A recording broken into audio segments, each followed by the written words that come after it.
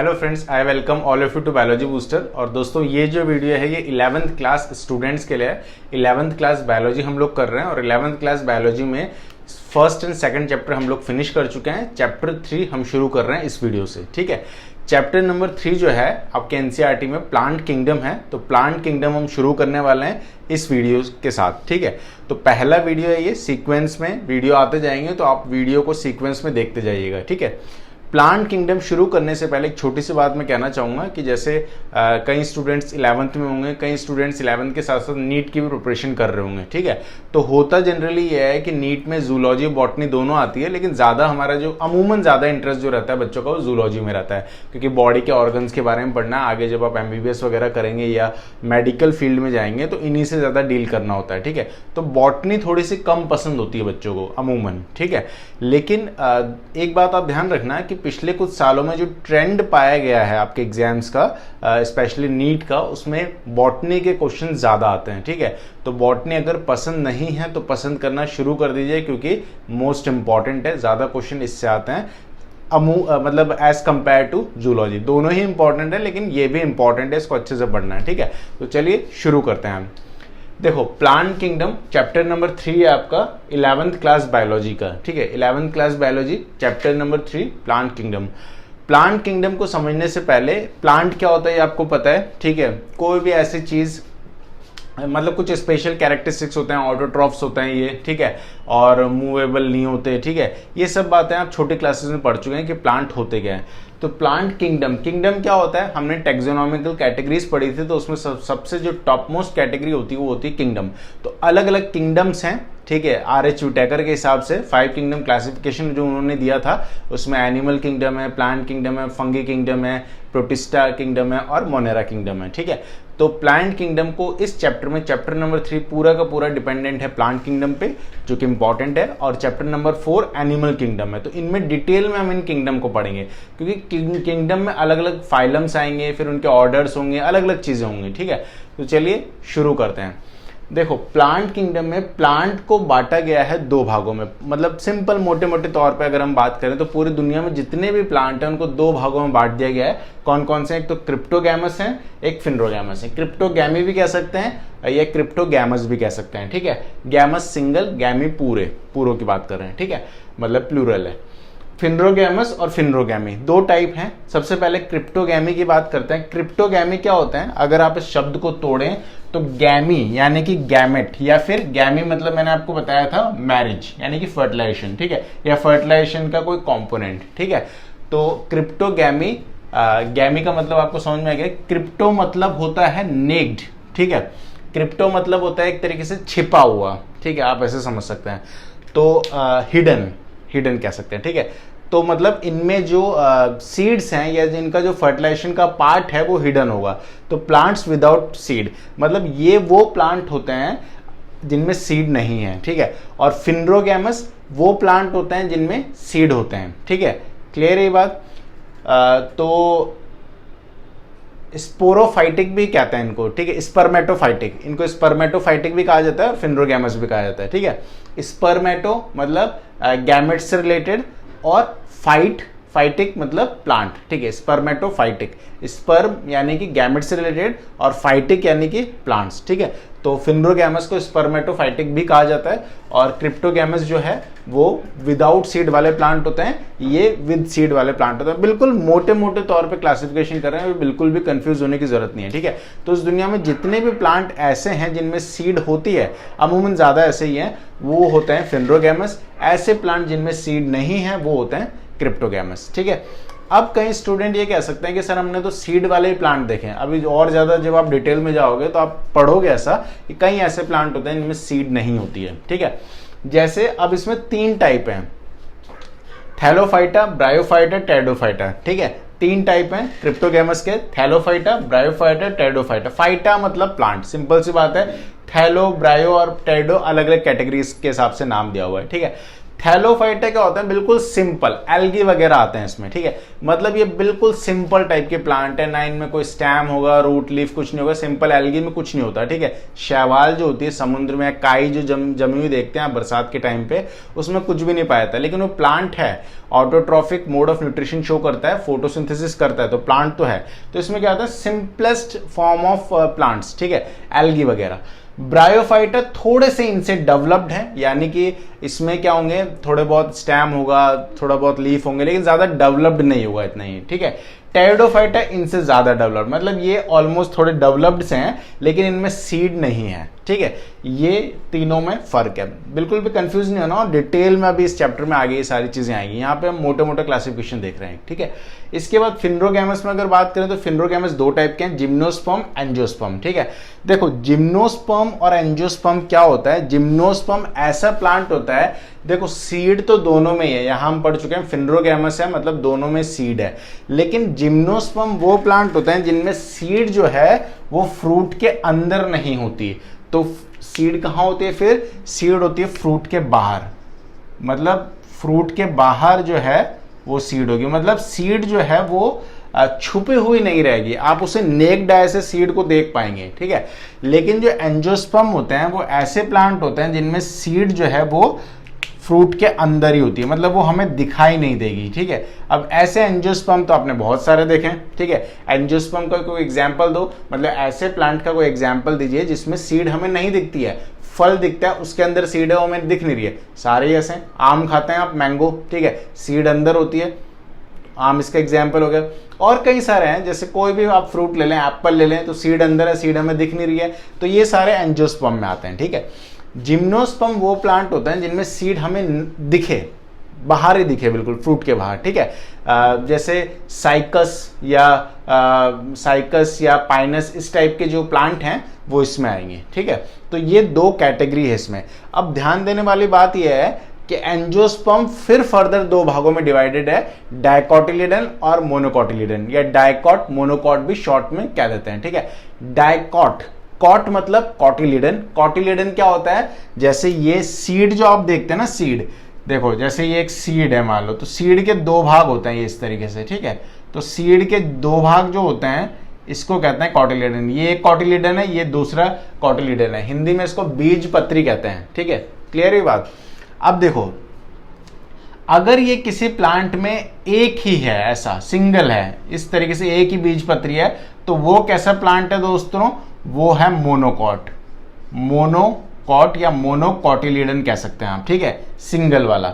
जैसे कि एग्जाम्पल हो गया, इसका एग्जाम्पल क्या होगा, इसका एग्जाम्पल हो गया मोनोकॉट का एग्जाम्पल, जैसे राइस, ठीक है, राइस हो सकता है, व्हीट हो सकता है, ये सब मोनोकॉट है, ठीक है, चावल वगैरह ये सब मोनोकॉट है। लेकिन डाइकॉट जिसमें ऐसे दो बीज हो, वो होते हैं क्या, वो होता है डाइकॉट, ठीक है। और डाइकॉट का एग्जाम्पल, या डाइकॉट कहो या डाइकोटिलिडन कहो, एक ही बात है। डाइकॉट के एग्जाम्पल हो गया, डाइकॉट तो सारे ही हैं, जैसे कि हम एग्जाम्पल ले सकते हैं मैंगो का, मैंगो, ग्राम, चना, ठीक है। अब इसमें कई बच्चे ये कह सकते हैं कि ये समझ में आया नहीं समझ में आया आपको, डाइकॉट क्या होता है, डाइकॉट मतलब सिंगल डबल कॉटिलिडन हो, ठीक है। जैसे चना हम देखते हैं तो चने का जो सीड होता है उसको हम तोड़ेंगे तो दो पार्ट होता है, दो पार्टों में डिवाइडेड है, तो वो कैसा एंजियोस्पर्म है, वो डाइकॉट है।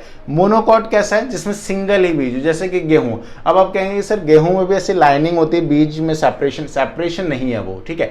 आप उसे तोड़ोगे तो सिमेट्रिकल वे में नहीं टूटेगा, वो अनसिमेट्रिकल वे में टूटेगा, ठीक है। लेकिन अगर आप इस टाइप के प्लांट देखें डाइकॉट, जैसे कि पी, मटर हो गया, तो मटर को आप तोड़ेंगे तो दोनों बीज अलग अलग दिखेंगे, ठीक है, समझ पा रहे हैं आप। तो सिंपल सी बात है, जिसमें एक कॉटिलिडन हो मोनोकॉट होते हैं, जिसमें दो कॉटिलिडन हो डाइकॉट होते हैं, ठीक है। दोनों ही एंजियोस्पर्म में आते हैं, और 80% प्लांट इस दुनिया में एंजियोस्पर्म में, ठीक है। ज्यादातर इन्हीं के बारे में पूरी कहानी आगे होने वाली है। 20% या उससे भी कम टाइप के प्लांट जो होते हैं वो जिम्नोस्पर्म होते हैं, ठीक है। क्लियर ही बात, इसमें बात कर रहा हूँ फिनरोगैमस में, इसकी बात नहीं कर रहा हूँ, ठीक है। अच्छा, इसमें कई बच्चे कह सकते हैं कि सर मैंगो आम हम खाते हैं तो आम तो मोनोकॉट ही है, आम में तो एक ही गुठली रहती है। नहीं, ऐसा नहीं है। बचपन में आपने अगर ऐसे काम किए हो, कभी शैतानी वगैरह ऐसे उस गुठली को तोड़ा हो आपने, या अभी आम भी आ रहे हैं, आप गुठली लेना, उसको खा लेना पहले पूरा ढंग से, उसके बाद जब वो सूख जाती है गुठली उसको तोड़ना, ठीक है। उसके अंदर उसका एक्चुअल बीज है, सीड पूरा घिरा हुआ है उस कवर से, और उसके अंदर सीड होगा। तो सीड जो होगा वो 2 भागों में होगा, तो 2 भाग हैं, इसलिए मतलब कैसा है, डाइकॉट है। क्लियर है ये बात? तो ये एक जनरल सा क्लासिफिकेशन है। अब सिस्टम ऑफ क्लासिफिकेशन मतलब 2 तरीके से प्लांट्स का डिटेल में क्लासिफिकेशन करेंगे हम। हिस्टोरिकल क्लासिफिकेशन यानी कि पुराना जो क्लासिफिकेशन था वो, और एक मॉडर्न क्लासिफिकेशन यानी कि जो अब का नया क्लासिफिकेशन जो हम मानते हैं, अडॉप्ट करते हैं वो। ठीक है, क्लियर ये बात? तो बिल्कुल बेसिक से पता होनी चाहिए चीज़ें, इसलिए बिल्कुल स्टार्टिंग से इस तरीके से आप समझते चलिए। जल्दी से इसका एक बार स्क्रीनशॉट ले लीजिए ताकि आप नोट्स बना पाएं, फिर हम आगे बढ़ते हैं। ठीक है, चलिए, तो स्क्रीनशॉट ले लिया होगा। अब इसके आगे की जो चीज़ें हैं, मतलब इन्हीं को डिटेल में हिस्टोरिकल क्लासिफिकेशन और मॉडर्न क्लासिफिकेशन को हम समझते हैं कि ये क्या है एक्चुअल में। ठीक है, क्लियर है ये बात?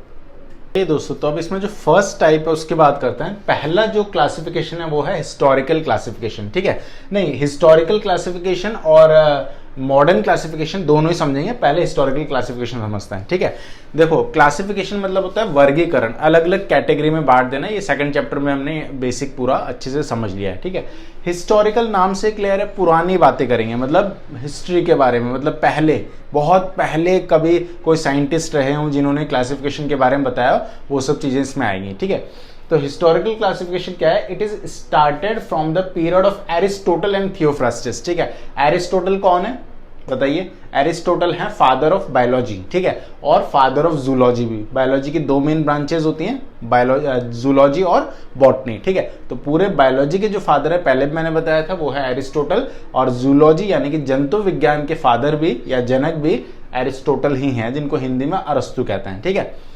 थियोफ्रास्टस कौन है? Father of botany. तो इनके टाइम से क्लासिफिकेशन स्टार्ट हुआ है। ठीक है, इनके टाइम से ending up to de Candolle. De Candolle scientist का नाम है,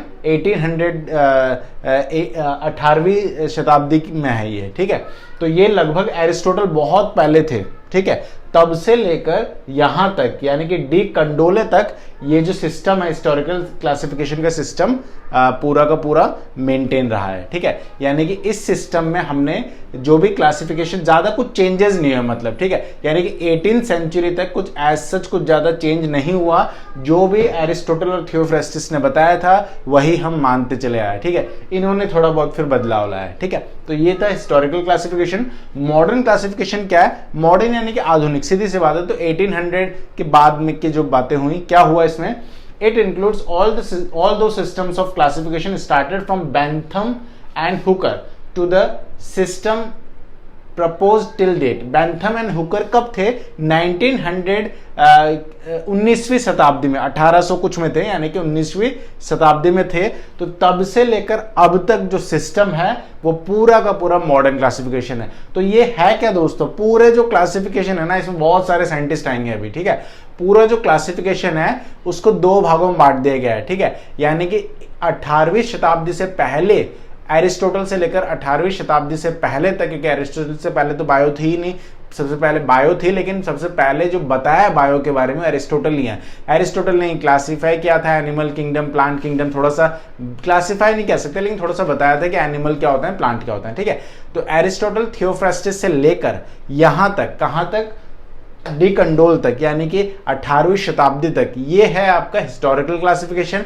इसके बाद लगभग 19वीं शताब्दी यानी कि 1800 कुछ में, 19वीं शताब्दी से लेकर अब तक जो क्लासिफिकेशन है वो पूरा का पूरा मॉडर्न क्लासिफिकेशन कहा जाता है। जैसे कि हिस्ट्री होती है ना, ancient history, medieval history, modern history, उसी टाइप से क्लासिफिकेशन को 2 भागों में बांटा है। ठीक है, अब देखिए, बोथ द क्लासिफिकेशन यानी कि ये दोनों classification can be divided into 4 type of classification. अब इन दो, ये तो पूरा फेज है ना दोस्तों। ठीक है, ये तो कई वर्षों में होंगे, कई साइंटिस्ट आए होंगे, तो ये पूरा जो क्लासिफिकेशन है इसको मेनली 4 अलग अलग टाइप्स में बांट दिया गया है। ठीक है, कैसे? देखो, both the classification can be divided into 4 type of classification. पहला है आर्टिफिशियल क्लासिफिकेशन। पहला टाइप कौन सा है? Artificial classification. दूसरा टाइप है नेचुरल क्लासिफिकेशन।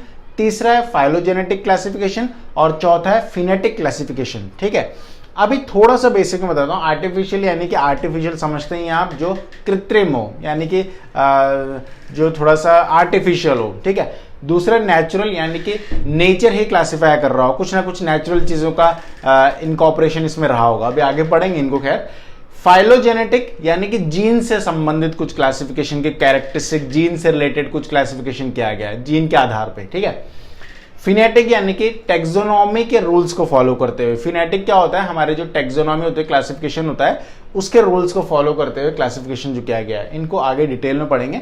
पहला जो है क्लास आर्टिफिशियल क्लासिफिकेशन है। ठीक है, तो फर्स्ट अपन पढ़ रहे हैं कौन सा, आर्टिफिशियल क्लासिफिकेशन। आर्टिफिशियल क्लासिफिकेशन क्या है, इसको डिटेल में पढ़ते हैं। The earliest system of classification which remain dominant from 300 BC। BC मतलब बिफोर क्राइस्ट, जब यीशु को सूली पे चढ़ाया गया था तो उससे पहले, ये हिस्ट्री में आप सबने पढ़ा होगा, तो BC AD क्या होता है पता होना चाहिए आपको। ठीक है, अभी क्या चल रहा है, AD चल रहा है पूरा। ठीक है, तो इस सदी के शुरुआत से अब तक क्या है, AD है, एनो डोमिनी कहते हैं इसको हिस्ट्री में, और आप गूगल कर सकते हैं, आप देख लेंगे आराम से। ठीक है, तो 300 BC से लेकर अब तक यानी कि 1830 तक, अप टू इस डेट तक, अब तक नहीं, इस डेट तक जो क्लासिफिकेशन है वो आर्टिफिशियल सिस्टम है। The earliest system of classification which remain dominant रहा है 300 BC से लेकर 1830 तक, वो आर्टिफिशियल सिस्टम है। ठीक है, देखो किसी भी साइंस के तीनों स्ट्रीम्स की अगर अपन बात करें तो ज्यादा जो डिस्कवरीज हुई है ना दोस्तों, वो पिछले 1-1.5 साल में ही हुए। एरोप्लेन कब बना, 150-100 साल के अंदर अंदर बना है। ठीक है, आपके इलेक्ट्रिसिटी कब आई, 200-300 साल पहले। ठीक है, लगभग मैक्सिमम ये 200-300 साल जो हैं, और 200-300 साल भी नहीं, मैक्सिमम ज्यादातर तो 100-150 साल के बीच ही हुआ है। आपकी ट्रेन्स वगैरह हुई या आपका कोई भी जो मॉडर्न चीज़ें, कार वगैरह, जो भी चीज़ें आधुनिक जो चीज़ें बनी हैं, साइंस ने जो मेनली प्रगति की है वो पिछले 1-1.5 साल में की है। ठीक है, अब ये बायोलॉजी के कंटेक्स्ट में आप ले लें, आप केमिस्ट्री के कंटेक्स्ट में ले लें, आप फिजिक्स के कंटेक्स्ट में ले लें। ठीक है, सभी फील्ड में ऐसा ही है लगभग। ठीक है, चलिए बेस्ड ऑन वन और few easily observable character of plants such as habitat, tree, herbs etcetera और फ्लोरल कैरेक्टरिस्टिक्स। ये किस पे बेस्ड था, आर्टिफिशियल जो क्लासिफिकेशन था ये बेस्ड था कुछ इजीली ऑब्जर्वेबल कैरेक्टरिस्टिक्स पे जो हमें आसानी से दिख जाती हैं। जैसे कि हैबिटेट, क्या हैबिटेट है, ठीक है,